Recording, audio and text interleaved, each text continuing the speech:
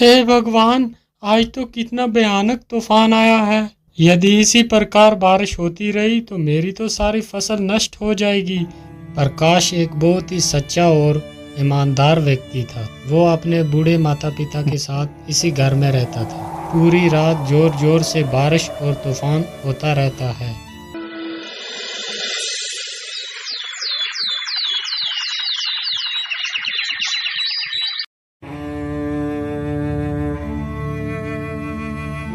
पिताजी, मैं खेतों की तरफ जा रहा हूँ। अभी जल्दी ही लौट कर वापस आ जाऊंगा। इतना बोलकर प्रकाश वहां से खेतों की ओर निकल जाता है।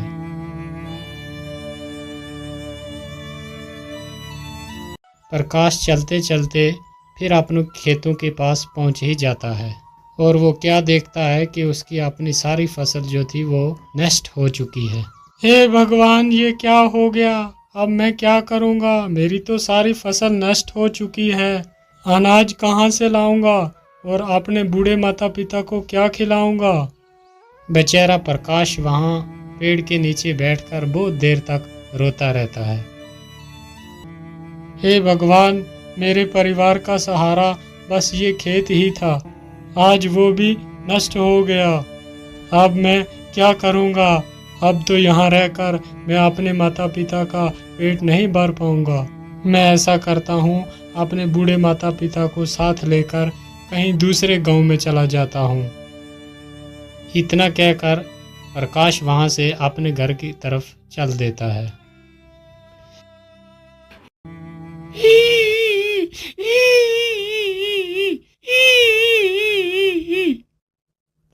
अरे, ये आवाज किसकी है? कौन रो रहा है इधर? मुझे तो लगता है कोई मुसीबत में फंसा हुआ है। एक बार जरा देखूं तो सही, कौन है ये? फिर प्रकाश उसी ओर चलने लगता है जिस तरफ से वो आवाज आ रही थी और प्रकाश देखता है लोमड़ी अपने घायल बच्चों को देख देख कर रो रही है। जो बच्चे बिल्कुल अभी छोटे थे, चलने के लायक भी ना थे। अरे लोमड़ी, तुम क्यों रो रही हो? और तुम्हारे इन बच्चों को क्या हो गया है? अरे भैया, मैं तुम्हें क्या बताऊं, इस तूफान ने तो मेरा सारा घर ही उजाड़ दिया। अभी कुछ दिन पहले ही मेरे बच्चों ने जन्म लिया था। अभी ये चलने के लायक भी नहीं है।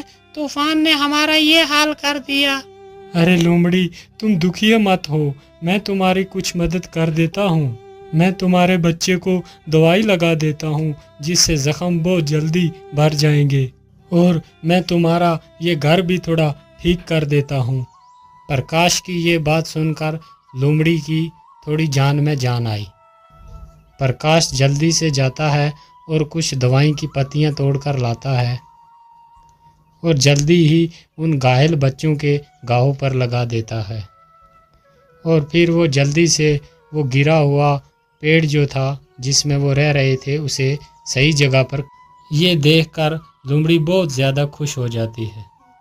हे दयालु इंसान, तूने मेरे परिवार को मरने से बचा लिया। तुम बहुत अच्छे आदमी हो। मैं तुम्हारा ये एहसान कभी नहीं भूलूंगी। अच्छा लोमड़ी, अब मैं चलता हूँ। अरे रुको भैया, तुमने मुझे मुसीबत से निकाला, लेकिन मैं देख रही हूँ तुम्हारे चेहरे पे बहुत उदासी है। क्या कारण है?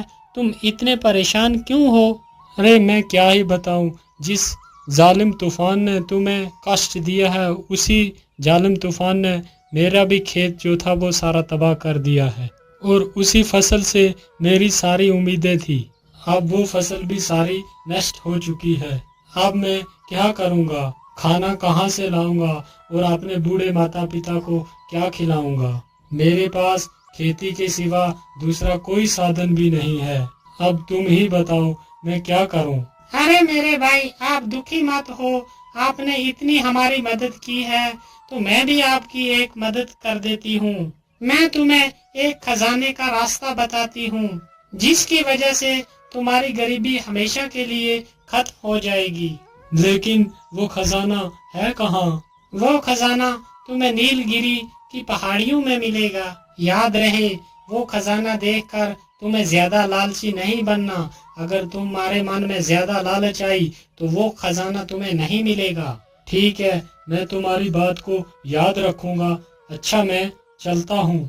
इतना बोलकर प्रकाश खजाने की खोज में निकल पड़ता है। प्रकाश चलते चलते बहुत ज्यादा थक गया था और उसे भूख भी बहुत लगी हुई थी। अरे, मैं तो चलते चलते बहुत ज्यादा थक गया हूँ और मुझे भूख भी बहुत लगी है। यहाँ तो आसपास कुछ भी नजर नहीं आता। मैं ऐसा करता हूँ कि कुछ आसपास ही खाने को ढूंढता हूँ, शायद कुछ खाने के लिए मिल जाए। इतना सोचकर प्रकाश खाना ढूंढने लगता है। काफी देर इधर उधर भटकने के बाद उसे एक आम का पेड़ दिखाई देता है जिसमें बहुत सारे आम लगे हुए थे। अरे, इस पेड़ में तो कितने सारे आम लगे हुए हैं। मैं जल्दी से कुछ आम तोड़ लेता हूँ। और प्रकाश जैसे ही उस आम की तरफ अपना हाथ बढ़ाता है तो पेड़ के सारे आम गायब हो जाते हैं। ये देखकर प्रकाश बहुत ही हैरान हो जाता है। अरे, ये क्या हुआ? अचानक से वो सारे आम कहाँ गायब हो गए? बेटा, तुम इस पेड़ के आम ऐसे नहीं खा पाओगे। अरे, ये किसकी आवाज है? कौन है? और आसपास तो मुझे कोई भी नहीं दिखाई देता, फिर ये आवाज कहाँ से आ रही है? बेटा, मैं तो तुम्हारे सामने ही खड़ा हूँ। मैं एक पेड़ हूँ, लेकिन क्यों पेड़? मैं तुम्हारे फल क्यों नहीं खा सकता? बेटा, इंसानों ने हमें बहुत सारे कष्ट दिए हैं। हमने इंसानों के लिए क्या कुछ नहीं किया। उन्हें अपने स्वादिष्ट फल खिलाए और हम खुद धूप और बारिश में तकलीफ उठाते रहे।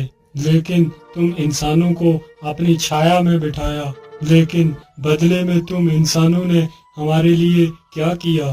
तुमने बारी बारी सारे पेड़ काट दिए हैं, जिसकी वजह से आज इतनी कड़कती धूप पड़ रही है। इसका कारण सिर्फ तुम ही हो। और इस गर्मी की वजह से हमें भी पर्याप्त पानी नहीं मिल रहा। इसकी वजह से हमारी तने भी सूख रहे हैं आहिस्ता आहिस्ता। अगर ऐसा ही चलता रहा तो जल्दी ही पृथ्वी का विनाश हो जाएगा।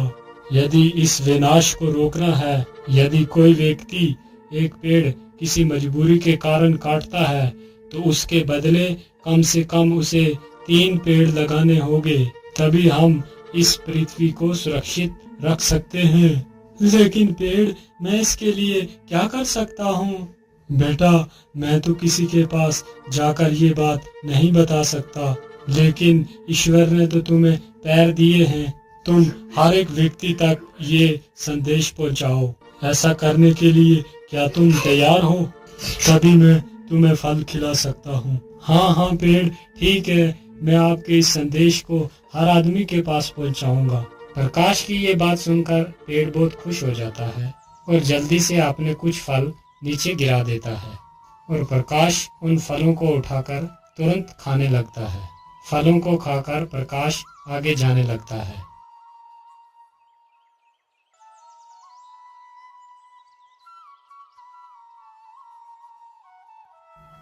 अरे बाप रे बाप, इतनी जोर की धूप पड़ रही है और इस धूप में चलना तो बहुत मुश्किल हो रहा है और मुझे बहुत सारी प्यास भी लगी है, लेकिन नदी तो पास में ही है। चलो थोड़ा सा पानी ही पी लेता हूँ।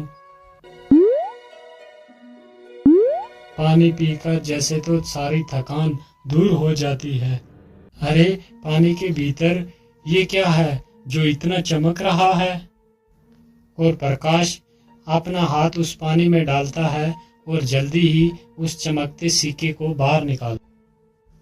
अरे, ये तो सोना है, लेकिन इस नदी के भीतर ये सोना आया कहाँ से?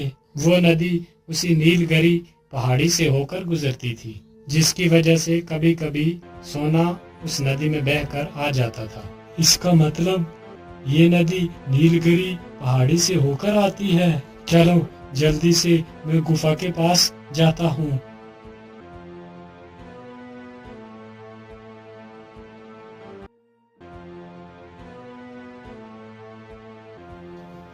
प्रकाश चलते चलते जल्दी ही नीलगिरी पहाड़ी के पास पहुंच जाता है।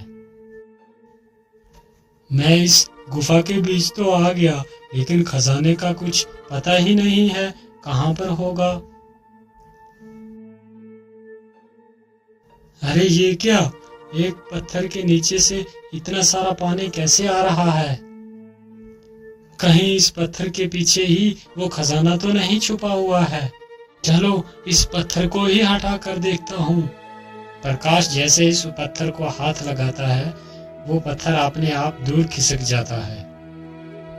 अरे ये क्या, ये पत्थर मेरे छूते ही इतना दूर कैसे हो गया?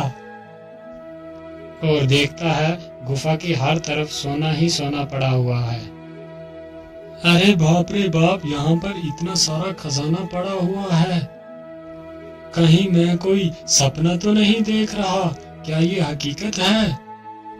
अरे नहीं नहीं, ये कोई सपना नहीं है, ये हकीकत ही में ही सोना है।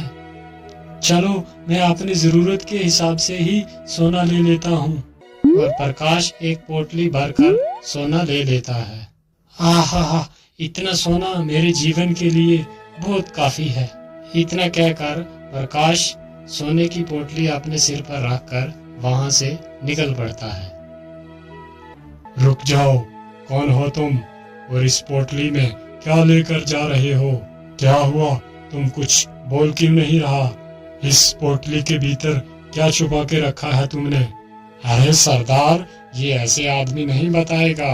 हम इसकी पोटली छीनकर खुद ही देख लेते हैं कि इसकी पोटली के भीतर क्या रखा है। हाँ जोरावर सिंह, तुम जल्दी से इसकी पोटली छीन कर ले आओ। बेचारा प्रकाश डर जाता है और उस पोटली को उस डाकू को दे देता है। अरे वाह, इसमें तो बहुत सारा सोना है। अरे युवक, तुम्हें ये सोना कहाँ से मिला? जल्दी से बताओ, वरना मारे जाओगे। भाई, ये सोना तो मुझे इसी गुफा से ही मिला है। वहाँ पर तो ढेर सारा सोना पड़ा है। मैंने अपनी जरूरत के हिसाब से थोड़ा ही सोना लिया है। क्या कहा? इतना सारा सोना?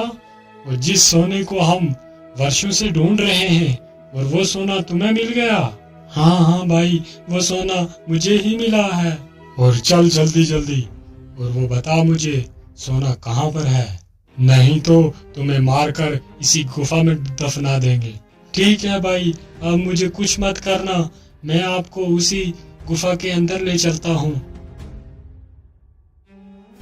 और जल्दी से जाकर उस बड़े पत्थर के पास रुक जाता है। क्या हुआ, तुम यहाँ पर क्यों रुक गए? यहाँ पर तो कोई सोना नजर नहीं आ रहा। अरे भाई, इस पत्थर के पीछे ही तो वो खजाना छुपा हुआ है। क्या इस पत्थर के पीछे वो खजाना है? लेकिन तू इस पत्थर के पीछे गया कैसे, और तुमने अकेले ने ये रास्ते से हटाया कैसे? अरे दुष्ट, तू मुझे मूर्ख बना रहा है कि तूने अकेले ही नहीं ये इतना बड़ा पत्थर हटा लिया, जबकि हम सारे लोग मिलकर इस पत्थर को दिन भर नहीं हिला सके, और तूने इस पत्थर को अकेले ही हटा दिया। नहीं भाई, मैं झूठ नहीं बोल रहा, मैंने सचमुच अकेले ही इस पत्थर को हटाया था और इसके अंदर मैं गया था। यदि ऐसी ही बात है तो तू मेरे सामने ही इस पत्थर को हटा, जरा मैं भी तो देखूं कि तूने अकेले ही इतने बड़े पत्थर को कैसे हटा दिया। ठीक है भाई, मैं अभी इस पत्थर को हटाता हूँ। इतना कहकर प्रकाश जैसे ही उस पत्थर को छूता है, वो पत्थर अपने आप दूर खिसक जाता है। पत्थर दूर खिसकते ही गुफा का सारा खजाना साफ साफ दिखाई देता है। खजाना देखकर तीनों डाकू तो पागल ही हो जाते हैं। अरे वाह वाह वाह, इतना सारा खजाना है। आखिरकार ये सोना हमारे हाथ लग ही गया। अब तो हम ही इस सारे खजाने को उठाकर ले जाएंगे। डाकू के इतने बोलते ही गुफा का दरवाजा अपने आप बंद हो जाता है। तीनों दुष्ट डाकू उसी गुफा के अंदर फंस जाते हैं और प्रकाश अपनी उस सोने की पोटली को उठाता है और वहां से भाग जाता है। और वो डाकू तीन के तीन अंदर ही उस गुफा के दम घुट के मर गए।